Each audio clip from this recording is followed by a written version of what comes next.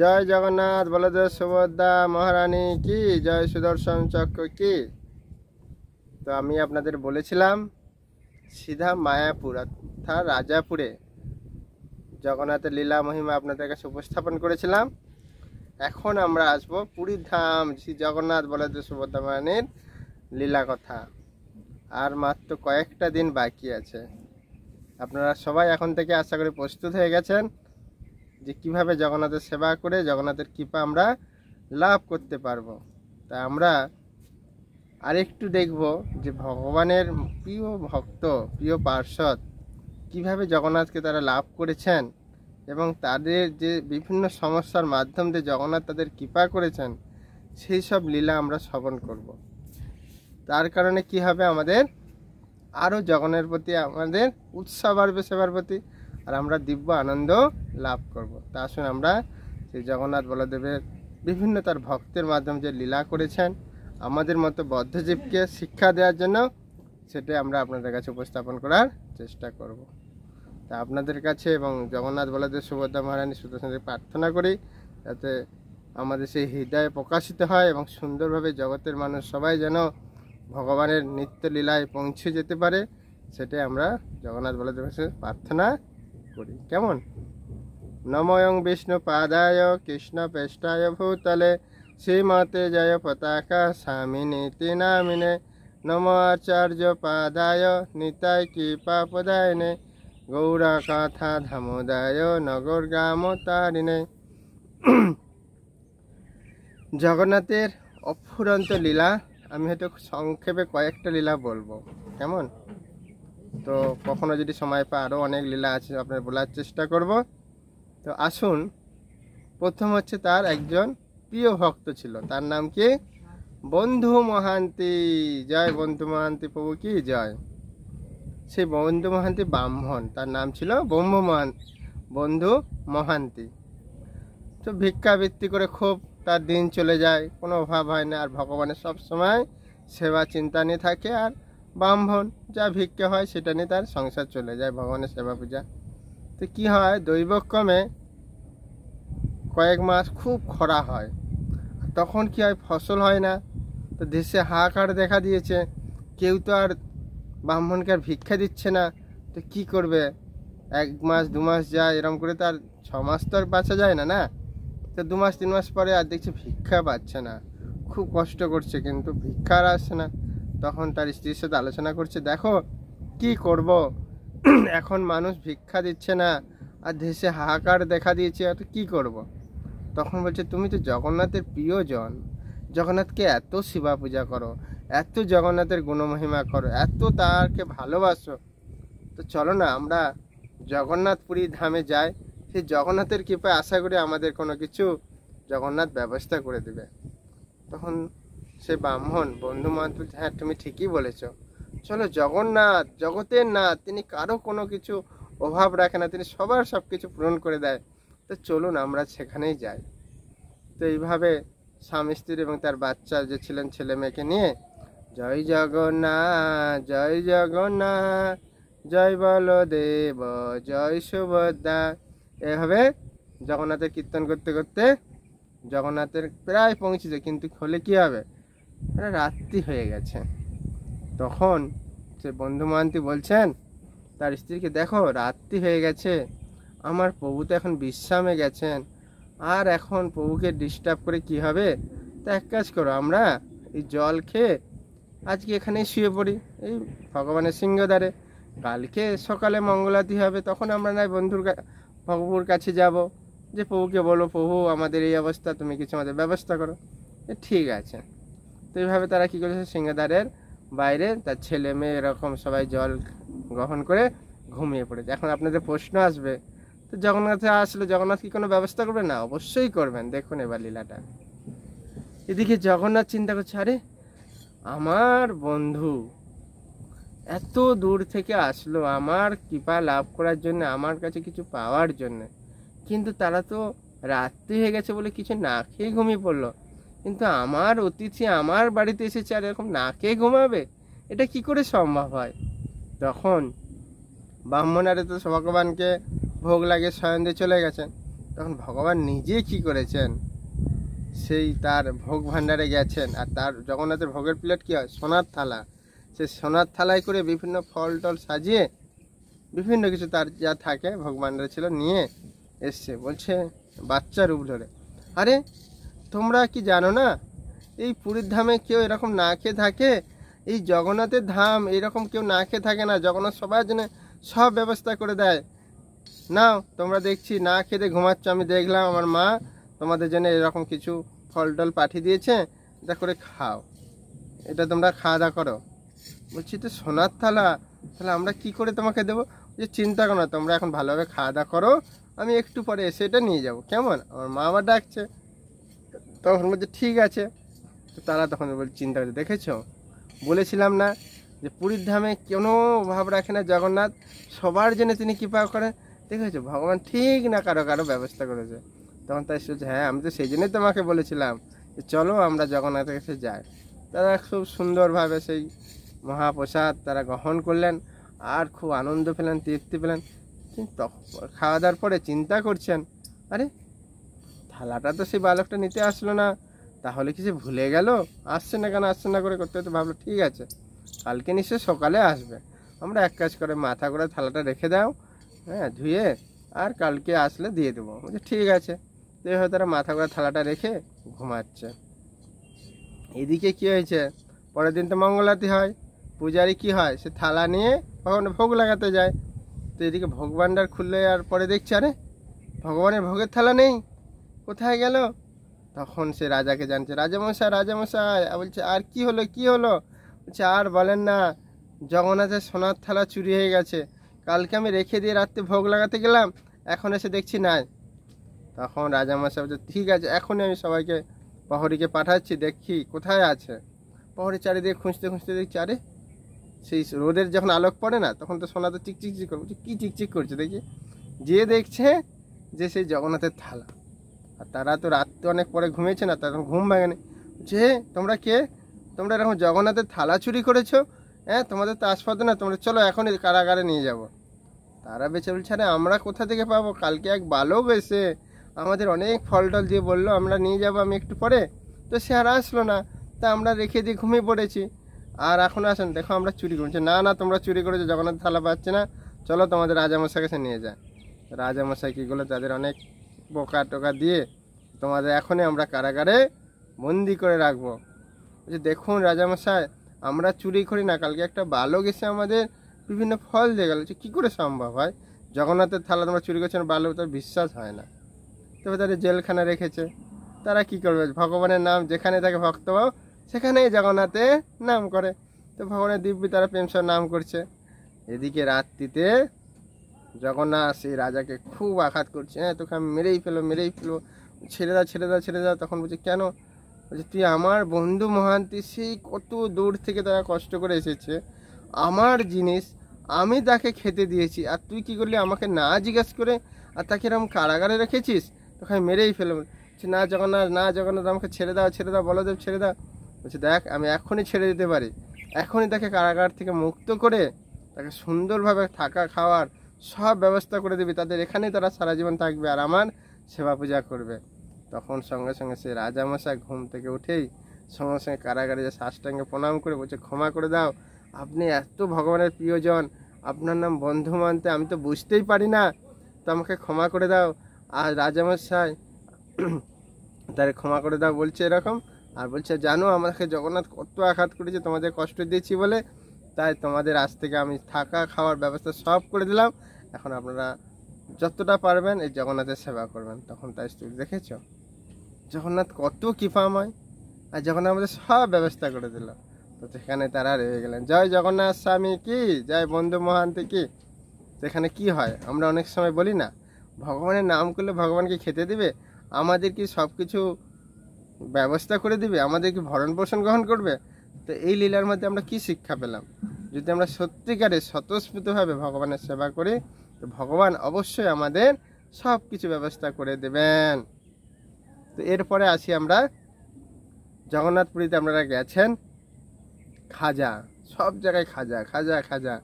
তা আমি চিন্তা করলাম যে জগন্নাথপুরীতে এত খাজা কেন প্রসিদ্ধ, নিশ্চয়ই এর কোনো মাহাত্ম্য আছে। তো শাস্ত্রে যখন পড়লাম বা বিভিন্ন বৈষ্ণবের মুখ থেকে শ্রবণ করলাম, তা আপনাদের উপস্থাপন করি যে জগন্নাথ শুধু হিন্দুদের নয়, তিনি তো কোনো জাতি বিচার মানে কি বলবো ভেদ দেখে না, তিনি সবাইকে কৃপা করেন, কেন তার নাম হচ্ছে জগন্নাথ, জগতের নাথ। তো এরকম একজন ছিল মুসলিম, তার পিতা খুব সুন্দরভাবে জগন্নাথের সেবা পূজা করতেন এবং তাদের ছিল মিষ্টি দোকান। তো পিতামাতা খুব সুন্দর সেবা করতেন, জগন্নাথের নাম কীর্তন করতেন। তো যখন কি হয়, বয়স হয়ে যায়, তখন তো তারা দেহ ছেড়ে ভগবানের কাছে ফিরে গেছেন। তখন তার সন্তান খুব দুঃখ করছে। পিতা মাতা ছিল, কত আমরা আনন্দ করতাম, কত জগন্নাথের সেবা করতাম, কত সুন্দর জগন্নাথের কীর্তন করতাম, আর জগন্নাথ নিয়ে আমি থাকতাম।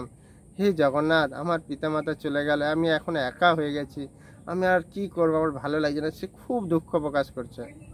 আর জগন্নাথ চিন্তা করছেন, আরে এ তো খুব ভেঙে পড়ছে, এর তো কোনো কিছু ব্যবস্থা করতে হবে। তখন জগন্নাথ যখন সেই স্বপ্নে তাকে বলছে, হে গোলাপ, তার নাম ছিল গোলাপ, মুসলিমটার নাম, তুমি এরকম ভেঙে পড়ছো কেন? আমি তো তোমার জন্য সবসময় আছি। বলছে, প্রভু আমি কি করব, বাবা মা চলে গেল, আমার আর ভালোই লাগছে না। যে তুমি এক কাজ করো, তুমি মিষ্টি বানাও। কি মিষ্টি বানাবে? খাজা। সেই খাজা বানিয়ে প্রথমে আমার কাছে নিয়ে আসবে, আমার এখানে ভোগ অফারিং হবে, আমাকে ভোগ নিবেদন করবে, আমি সেইটা আস্বাদন করবো, সেটা তুমি মহাপ্রসাদ রূপে সবাইকে বিতরণ করবে।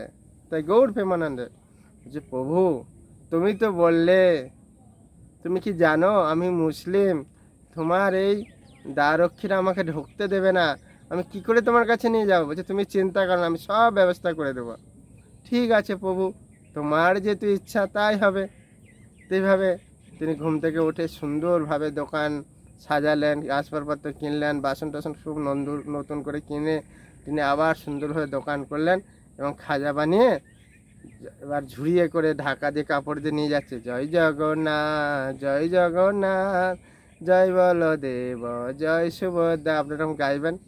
তো নিয়ে যাচ্ছে আনন্দ সহকারে, জগন্নাথ আমার হাতের খাজা খাবে, আর জগন্নাথ কত কৃপাময়, আমার হাতে খাবে, এরকম চিন্তা করতে তো যাচ্ছে আনন্দ করতে। দ্বারক বলছে, কে তুমি, কে মুসলিম, তুমি এখানে আসছো, তোমার তো বড় আসবাদ হয়ে গেছে, তুমি জানো না এখানে ঢুকতে দেওয়া নিষেধ? বলছে, সেটা তো আমিও জানি, কি তোমার এই প্রভু জগন্নাথ আমাকে বলেছেন আমার হাতে সে খাজা খাবে, তাই আমি নিয়ে আসছি। আমি তাকে বলেইছিলাম যে দেখো তোমার ওই দ্বারক্ষীরা আমাকে ঢুকতে দেবে না। বলছে, না আমি সব ব্যবস্থা করেছি, তাই আমি আসলাম, আমাকে ঢুকতে দাও। দেখো জগন্নাথ বলদেব সুভদ্রার মনে আমার হাতে খাজা খাবে, তারা চেয়েছে, প্লিজ প্লিজ আমাকে দয়া করে ঢুকতে দাও। খুব অনুবিনয় করছে, কিন্তু তারা ঢুকতে দিচ্ছে না। তখন সে যাবে আর তারা ঢুকতে দেবে, দুজনে কি হয়, ঠেলাঠেলি হচ্ছে, আমি যাবই, আর সে বলছে না যেতে দেবো না, এরকম ঠাকালে হচ্ছে। আর ঝুড়ি থেকে তখন 2-4টে খাজা পড়ে যাচ্ছে।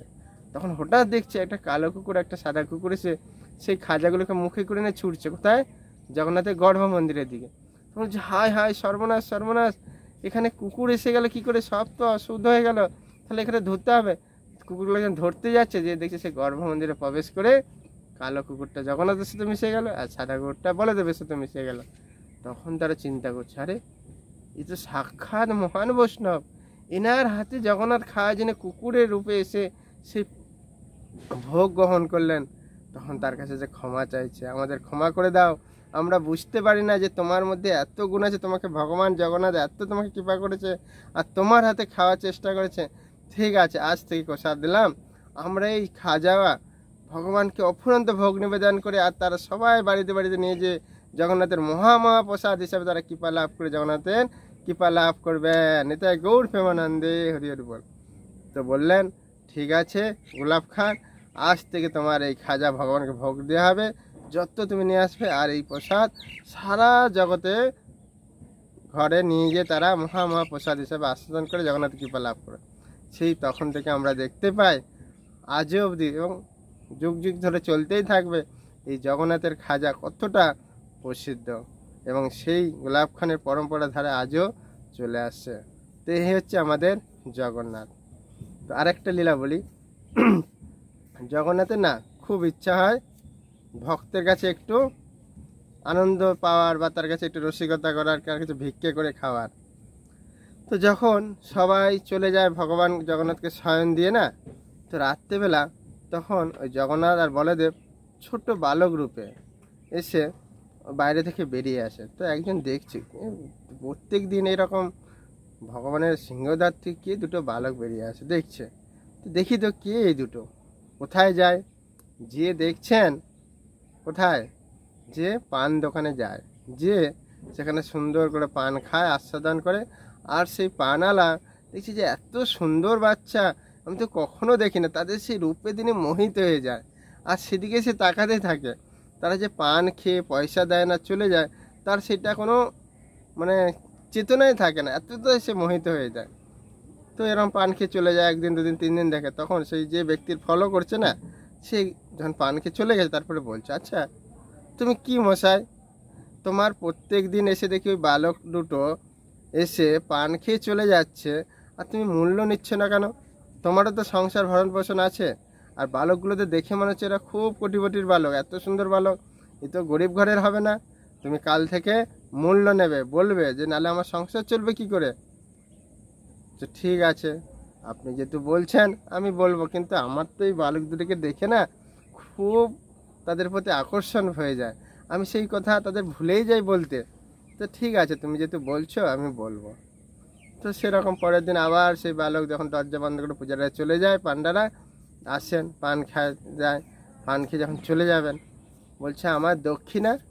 বলছে দক্ষিণা, বলছে তুমি তো এতদিন আমাকে পান খাওয়াচ্ছ, কোনোদিনও দক্ষিণা নাওনি, আজকে আবার দক্ষিণা চাচ্ছ কেন? বলছে না দেখো, আমি চিন্তা করলাম প্রত্যেক দিন তোমাদের যদি এরকম বিনামূল্যে দিই তাহলে আমার সংসার চলবে কি করে, আমারও তো সংসারের জন্য কিছু অর্থ দরকার, বলো, তো আমাকে মূল্য দাও। বলছে তুমি তো কোনোদিনও আমাদের চাও না, আজকে চাচ্ছ, তা আমরা তো মূল্য নিয়ে আসি না। তা এক কাজ করো, তাহলে আমি কি করবো? বলছে না, মূল্য দিতেই হবে, যদি আবার কালকে না আসে মূল্য চেয়েছি। তখন বলছে ঠিক আছে, তুমি এক কাজ করো, আমার এই চাদরটা তুমি বন্ধক রাখো। আর ভগবানের চাদর মানে কি অনেক মূল্যবান, অনেক একদম রেশমি বস্ত্র, খুব দামি, তুমি এটা বন্ধক রাখো, কালকে আমরা মূল্য নিয়ে এসে যখন তোমাকে দেবো তখন তুমি চাদরটা ফেরত দেবে। এবার বিশ্বাস হয়েছে তো? যে হ্যাঁ হ্যাঁ বিশ্বাস হয়েছে। তখন কি হলো, সেই জগন্নাথ সেই চাদরটা তাকে দিয়ে চলে গেছে। এদিকে পূজারি কি হয়, প্রত্যেকদিন ভগবানকে শীতের সময় চাদর টাদর দিয়ে যায় না, তো এসে দেখছে জগন্নাথের গায়ে চাদর নাই। সে পান্ডা তো বুঝতে চারে কি ব্যাপার, জগন্নাথের গায়ে চাদর নেই, এত দামি, কোথায় গেল কোথায় গেল, খুঁজো খুঁজো খুঁজো খুঁজো করতে করতে দেখছে সেই যে সিংহদ্বার থেকে বাইরে যখন বেরিয়েছে পান দোকানে চাদরটা ঝুলছে। সঙ্গে সঙ্গে রাজামশাই বলছে, রাজামশাই রাজামশাই, জগন্নাথের চাদর চুরি করেছে এই পান দোকানওয়ালা, একে তুমি কারাগারে নিয়ে চলো নিয়ে চলো, আমি খুঁজে খুঁজে দেখছি এখানে আছে। তখন তাকে সঙ্গে সঙ্গে নিয়ে গেছে, নিয়ে বলছে কি ব্যাপার, তুমি কোথায় পেলে চাদর? বলছে আমি কোথা থেকে পাবো, দুটো বালক প্রত্যেক দিন আসে আমার কাছে পান খেতে, আমি তাদের এমনি খেতে দিই, কিন্তু আমি চিন্তা করলাম প্রত্যেক দিন যদি বিনামূল্যে দিই তাহলে আমার সংসার চলবে কি করে, তাই আমি বললাম আমাকে তো মূল্য দিতেই হবে। তো তারা কি করলো, মূল্য নেই বলে বললো চাদরটা বন্ধক রাখো, আর আমি পরের দিন যখন আপনার মূল্য দেবো তখন তুমি চাদরটা দেবে। তো এটা কি আমি জানি জগন্নাথে? তখন তারা অবাক হয়ে গেছে যে তুমি এতই মহান, তোমার হাতে এই জগন্নাথ চাদর দিয়ে বন্ধক দিয়ে তোমার কাছে পান খেয়ে যায়, তুমি তো জগন্নাথের অশেষ কৃপা পেয়েছো, অশেষ দর্শন লাভ করেছো। আমি এতদিন কৃপা তেনার পায় না, তাকে দর্শন পায় না। তার কাছে সাষ্টাঙ্গ সে পান্ডা প্রণাম করলেন, বলছে ঠিক আছে, জগন্নাথের যদি এত ইচ্ছা পান খাওয়ার, তো আজ থেকে আমরা জগন্নাথকে পান ভোগ লাগাবো। তা আপনারা ভাববেন না যে আমরা তাহলে পান খাবেন না, জগন্নাথ তার ভক্তের মধ্যে অনেক কিছু করতে পারে, কেমন?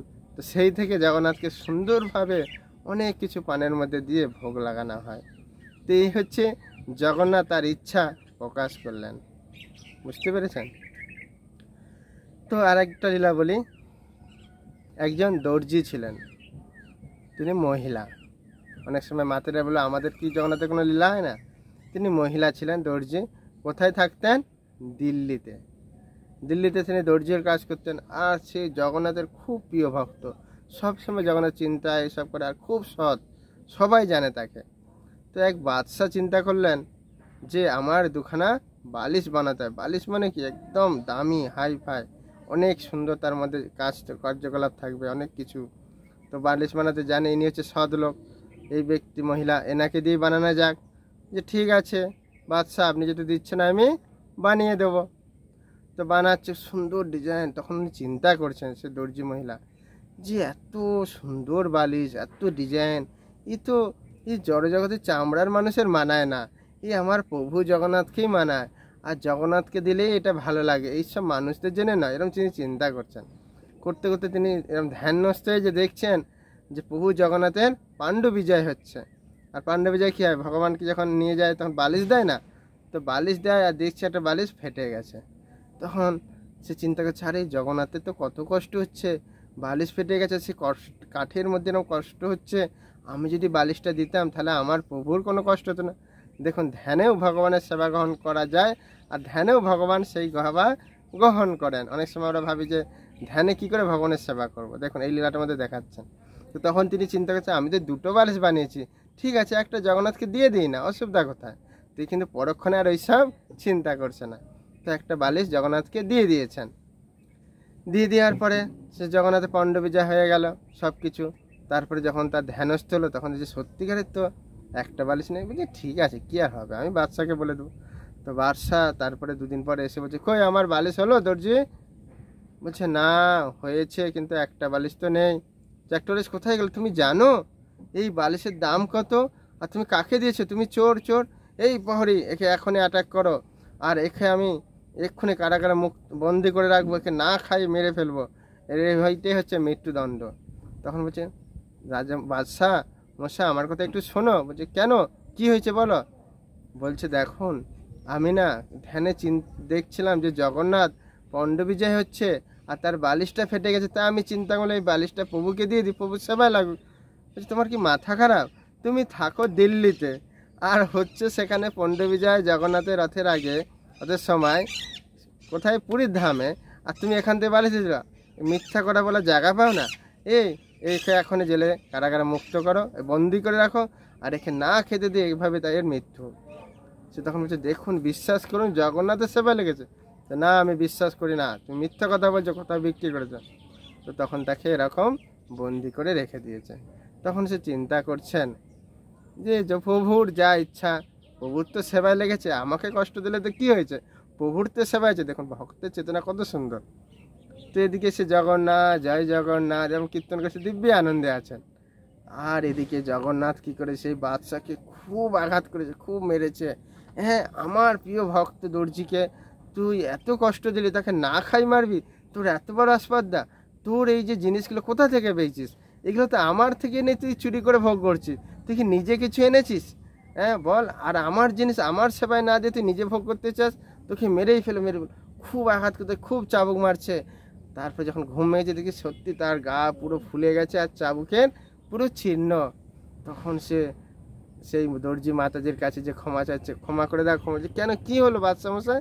বলছে আর বলো না, দেখো আমি স্বপ্ন দেখছি যে যখন আমাকে খুব আঘাত করেছে, সে স্বপ্ন তো হয়েছে, কিন্তু দেখুন পুরো গা আমার চাবুকে ফুলে যে কত ব্যথা কষ্ট পাচ্ছে, আর সত্যি জগন্নাথের সেবা লেগেছে, আমি বুঝতে পারি না, তোমাকে এত কষ্ট দিলাম, আমাকে ক্ষমা করে দিও, ক্ষমা করে দাও।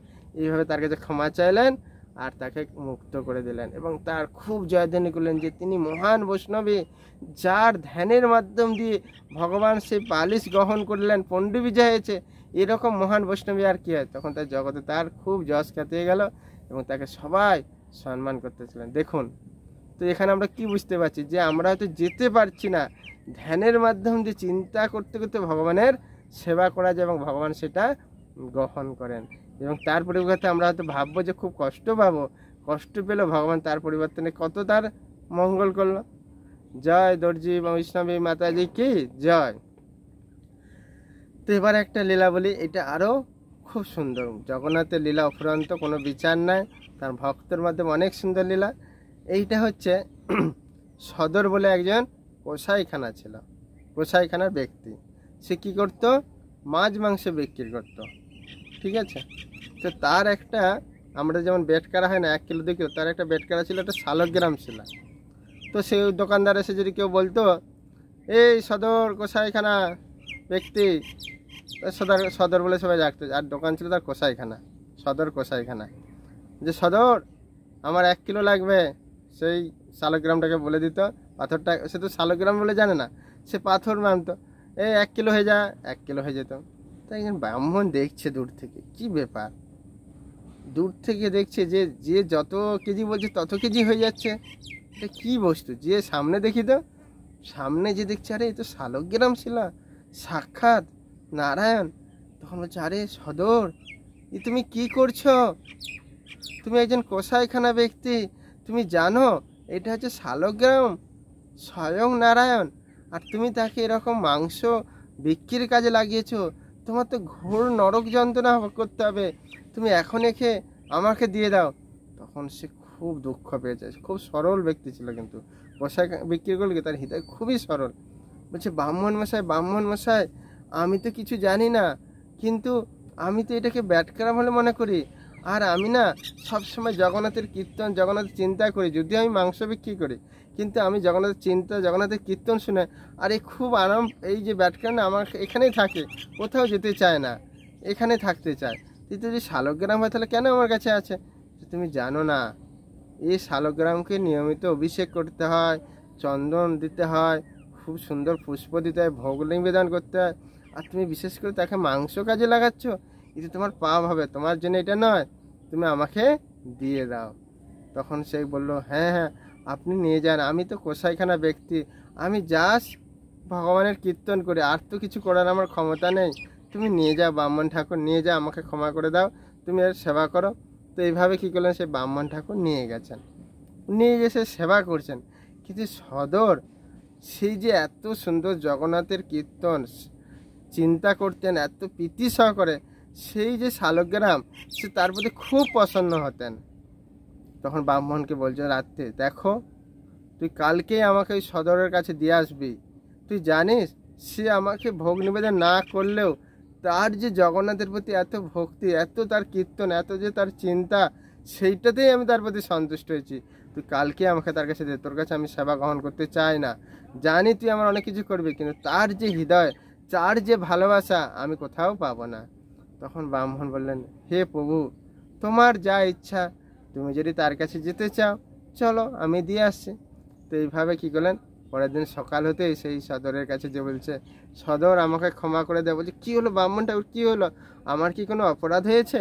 যে না, অপরাধ নয়, আমাকে কালকে রাতে স্বপ্নে এই শালগ্রাম দিলেন, স্বপ্নে যে তুমি নাকি সুন্দর তাকে জগন্নাথের কীর্তন শোনাও, জগন্নাথের লীলা কথা বলো, তাই তোমার সেবায় সে সন্তুষ্ট, সে আমার কাছে থাকবে না, তাই আমাকে বললো তুমি সেই সদরের কাছে দিয়ে আসো, তাই আমি তোমার কাছে দিতে এলাম।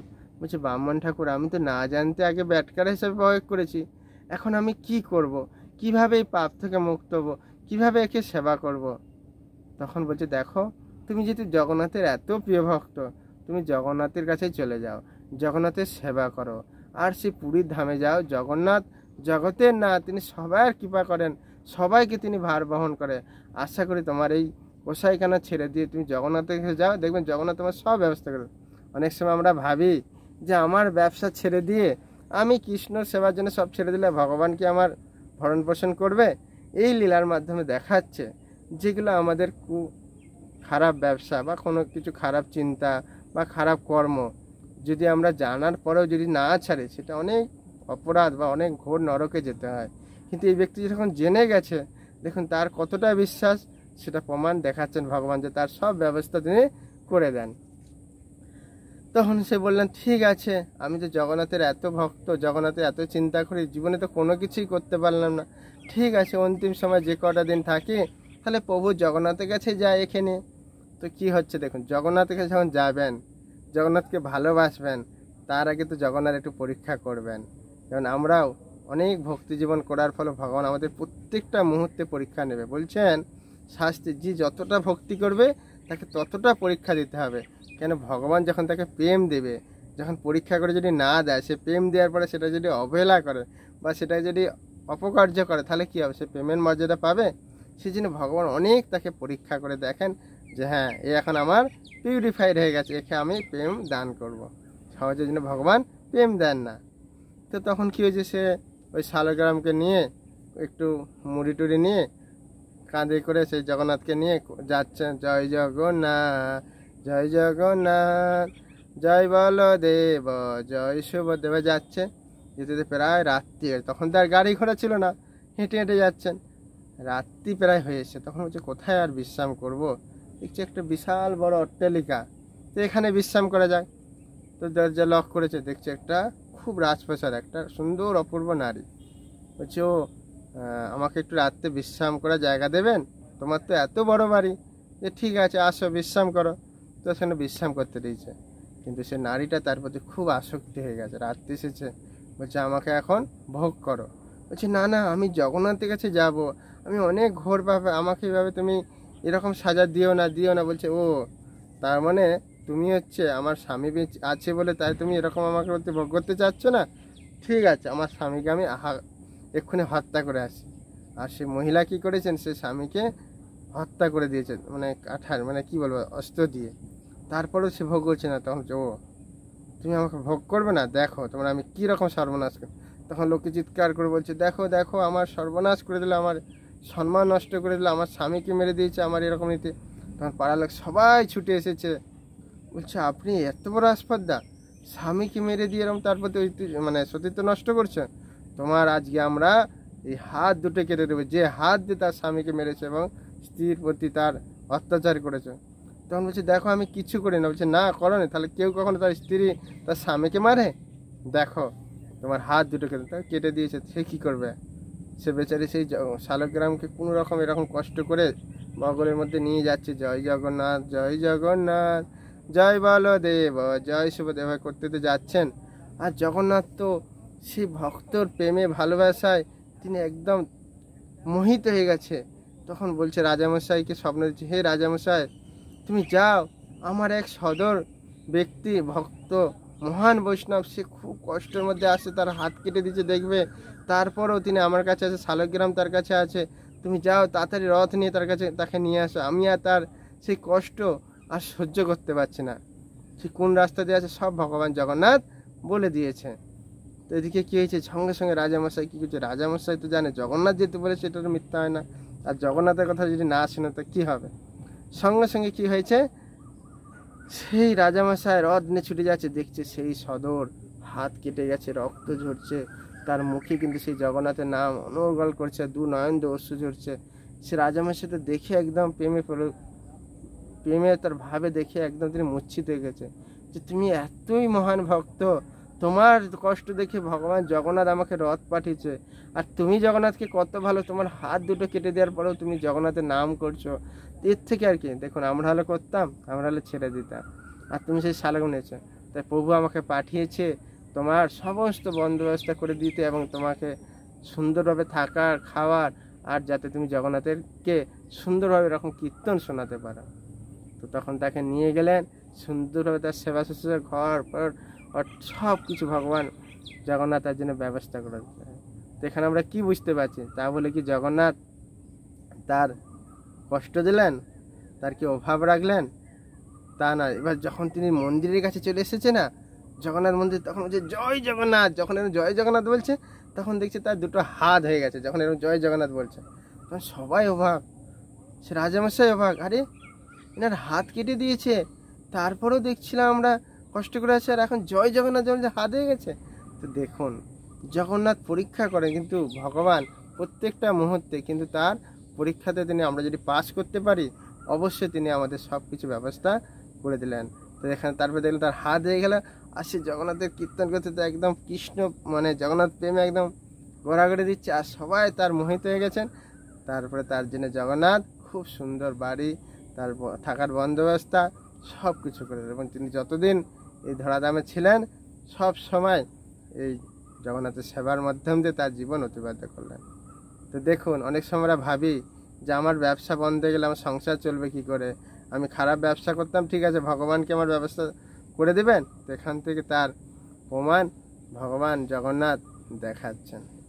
তো এই জন্যে আমি বলছি জগন্নাথ অত্যন্ত কৃপাময়।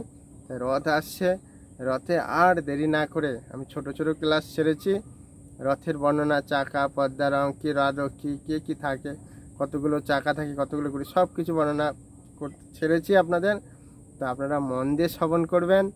এবং এই জগন্নাথ পুরীধাম অত্যন্ত সুন্দর। দুজন ব্যক্তি ছিলেন অত্যন্ত জঘন্য পাপ করেছেন, তাদের কোথাও ঠাঁই নেই এবং তাদের কুষ্ঠ হয়ে গেছে, তারা মানে এত জ্বালা যন্ত্রণা পাচ্ছে, কোথাও তাদের মানে নিস্তার পাচ্ছে না। হঠাৎ এক ব্রাহ্মণের কাছে তাদের সাক্ষাৎ হয়, তখন বলে আমরা যেন এত পাপ করেছি, এত জঘন্য নগণ্য করেছি, যার কারণে আমরা কুষ্ঠরোগে ভুগতে হচ্ছে, আমাদের এখন কি করব বলো। তখন সে ব্রাহ্মণ বললেন, তুমি জগন্নাথ পুরীতে দাও, পুরীর ধামে গেলে জগন্নাথ অত্যন্ত কৃপাময়, তোমার এই কুষ্ঠ থেকে তোমাকে ভালো করে দেবেন। তা আমরা দেখি সেই ব্যক্তি যখন আসলেন জগন্নাথের কাছে, জগন্নাথের শরণার্থী হলেন, প্রার্থনা করলেন এবং জগন্নাথকে বললেন, হে জগন্নাথ, আমরা তো অজান্তে অনেক জঘন্য পাপ করেছি, এর থেকে কোনো নিস্তার পাওয়ার উপায় নেই। তখন জগন্নাথকে যখন এভাবে তারা কান্না করতে প্রার্থনা করলেন, দেখলেন তাদের সেই কুষ্ঠরোগ সেরে গেলেন। এই জগন্নাথ ধামে বাস করাও অত্যন্ত গুরুত্বপূর্ণ, অত্যন্ত কৃপা পাওয়া যায় এবং জগন্নাথ অত্যন্ত কৃপালু।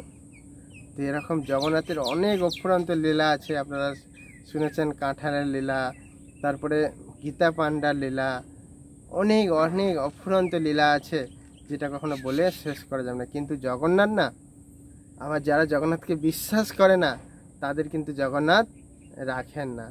তো এরকম একজন ব্যক্তি ছিলেন, তিনি নাস্তিক। তিনি সবার কাছে শুনেছে জগন্নাথ খুব দর্শন দেন আর জগন্নাথ খুব কৃপাময়, কিন্তু সে নাস্তিক, তার বিশ্বাস হয় না। তো বলছে ঠিক আছে, যা একবার জগন্নাথকে দর্শন তো করে আসে। ঠিক আছে, সে কোথা থেকে আসছে? মন্দার পর্বত থেকে এসছে, একজন নাস্তিক ব্যক্তি আর কি, মানে যেগুলো যোগী টোগী হয় আর কি। তো এসছেন, এসে ভাবছে মঙ্গলাতি হবে, দরজা খুলবে, তো দেখছি দরজা আর খুলছে না। তখন ব্রাহ্মণ আসছে, ব্রাহ্মণ এসে দেখছে দরজা খুলছে না, কী ব্যাপার, জগন্নাথ খুলছে না কেন, কী ব্যাপার? সঙ্গে সঙ্গে রাজামশাইকে ডেকেছে, রাজামশাই চেষ্টা করছে, জগন্নাথ আর দরজা সকাল থেকে আর খুলছে না। কিন্তু তার আগে কী ছিল, যে নাস্তিক ব্যক্তি এসছে না, সে দর্শন করবে। তখন জগন্নাথ রাত্রে স্বপ্ন দিয়ে বলছেন, ওই যে মন্দার পর্বত থেকে একজন নাস্তিক ব্যক্তি এসছে, সে জগন্নাথকে বিশ্বাস করে না, সে খুব জ্ঞানী যোগী, আর ওই সব ব্যক্তিকে আমি দর্শন দিই না। তুমি এখনই তাকে কি করো, ওই দেখবে, তাকে জিজ্ঞাসা করবে তুমি একজন সাধু যোগী বাবা, তাকে জিজ্ঞেস করো তুমি কি মন্দার পর্বত থেকে? সে যখন বলবে হ্যাঁ, এখনই তাকে কি করবে, আমার এই পুরী ধাম থেকে অনেক দূরে তাকে পাঠিয়ে দেবে, তখন আমি তোমাদের দর্শন দেবো। জগন্নাথের কৃপায় সে রাজামশাই সঙ্গে সঙ্গে সেই দরজার সামনে এসে বলছে, কে এখানে আছে মন্দার পর্বত থেকে এসে যোগী বাবা, যে জগন্নাথকে বিশ্বাস করে না? তখন বলছে, আমি জগন্নাথকে বিশ্বাস করি না। তুমি বিশ্বাস করো না? তুমি জানো তোমাকে দর্শন দেবে না বলে জগন্নাথ দরজা বন্ধ রেখেছে, আমরা কিছুতেই খুলতে পারছি না।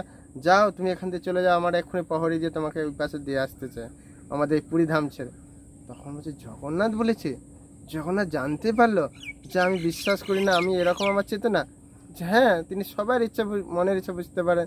তখন তার হৃদয় একদম গলে যে হে জগন্নাথ, আমাকে ক্ষমা করে দাও, আমি তোমাকে বিশ্বাস করেছিলাম না যে তুমি সত্যি ভগবান, জগতের মানুষকে উদ্ধার করে দেন এবং তাদের সমস্ত কিছু রক্ষাবেক্ষণ করেন এবং যার যেরকম সমস্যা সব দূর করে দিয়ে আপনি তাকে সুস্থ রাখেন। এটা আমি জানতে পারলাম আজকে তোমার এখানে ধামে এসে। যখন এরকম জগন্নাথকে বলেছেন, আর সঙ্গে সঙ্গে দরজা খুলে গেল। জয় জগন্নাথ স্বামী কি। তো এরকম যদি কেউ জগন্নাথকে অবহেলা করে, অবিশ্বাস করে, জগন্নাথ কিন্তু তাকে দর্শন প্রদান করে না। তাই ভগবানের লীলা অফুরন্ত, কখনো বলে শেষ করা যাবে না। ভগবান অত্যন্ত কৃপাময়। তাই আমরা জগন্নাথকে প্রার্থনা করি, হে জগন্নাথ, তুমি জগতের নাথ, আমাদের খারাপ যা গুণ আছে আপনি ত্যাগ করে দেন, ভালো গুণ প্রদান করুন, যেটা সেই গুণের মাধ্যম দিয়ে আপনার নিত্য সেবা করতে পারি। এটাই আমরা জগন্নাথের সবাই প্রার্থনা করব। তো এরকম অনেক লীলা আছে, যদি আমি সময় পাই অবশ্যই বলবো। তো তার আগে অনুরোধ করছি, এই লীলাগুলো আপনারা সবাইকে শেয়ার করবেন। কেন, দেখুন আপনাদের কৃপায় তারা জানতে পারবে, আর জানার ফলে তারা জগন্নাথের প্রতি তাদের ভক্তি আরও দৃঢ় হবে এবং জগন্নাথকে তারা ভালোবাসবে। এরকম তখনই আমাদের জগতে মানুষের বিভিন্ন সমস্যা, হাহাকার সব কিছু তারা দূর করতে পারবে। তা আসুন, এখানে আমি বিশ্রাম রাখলাম, সমাপ্ত তো বলতে পারবো না, কেন অনেক লীলা আছে।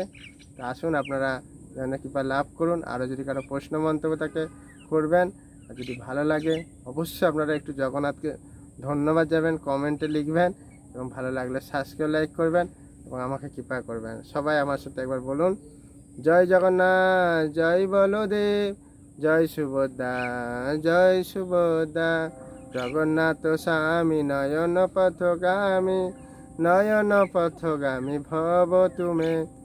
আর কখনো জগন্নাথের কাছে এসে অহংকার করবেন না, বুঝতে পেরেছেন? এই সময় একবার হনুমানও অহংকার করেছিল, হ্যাঁ আমি প্রভুর বড় ভক্ত, তাকেও ভগবান শাস্তি প্রদান করেছেন।